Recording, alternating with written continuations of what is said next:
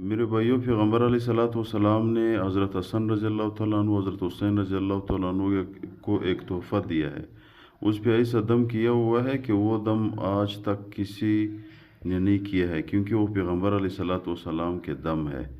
4000 سال پہلے ایک کتاب لکھا ہوا ہے، اس کتاب میں ہمارے استاد صاحب بتا رہے تھے کہ میں نے خود دیکھا ہے، ہاتھ سے لکھا ہوا تھا کہ یہ پیغمبر علیہ الصلوۃ والسلام نے حضرت حسن رضی اللہ تعالیٰ عنہ پہ اور حضرت حسین رضی اللہ تعالیٰ عنہ پہ یہ دم کیا ہے۔ یہ امت مسلمہ کے لیے ایک تحفہ ہے، اور وہی دم حضرت ابراہیم علیہ الصلوۃ والسلام نے حضرت اسحاق علیہ الصلوۃ والسلام پہ اور حضرت اسماعیل علیہ الصلوۃ والسلام پہ بھی کیا ہوا ہے۔ تو یہ کتنے معظم دم ہوں گے، اس کے کتنے زیادہ پر اثر اثرات ہوں گے کہ ایک دونوں جہان کی سردار محمد رسول اللہ صلی اللہ علیہ وسلم نے دم کیا ہوا ہے اپنے حضرت حسین رضی اللہ تعالیٰ عنہ پہ، حضرت حسن رضی اللہ تعالیٰ عنہ پہ، اور ایک حضرت ابراہیم علیہ الصلوۃ والسلام نے اپنے بچوں پہ حضرت اسحاق علیہ الصلوۃ والسلام پہ اور حضرت اسماعیل علیہ الصلوۃ والسلام پہ دم کیا ہے۔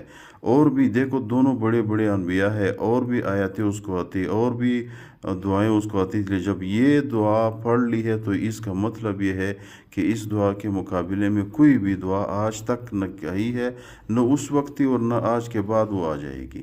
وہ دعا کون سی ہے؟ دعا بتانے سے پہلے آپ لوگوں سے گزارش ہے چینل سبسکرائب کرے تاکہ ہمارے حوصلہ افزائی ہو جائے۔ ہم ہر حالت میں، ہر وقت میں آپ لوگوں کو ویڈیو پہنچا دیتے ہیں۔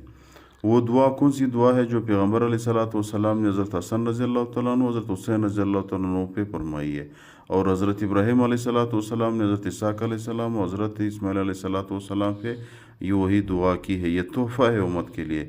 وہ دعا یہ ہے: اعوذ بکلمات اللہ التامہ من کل شیطان وہامۃ ومن کل عین لامۃ۔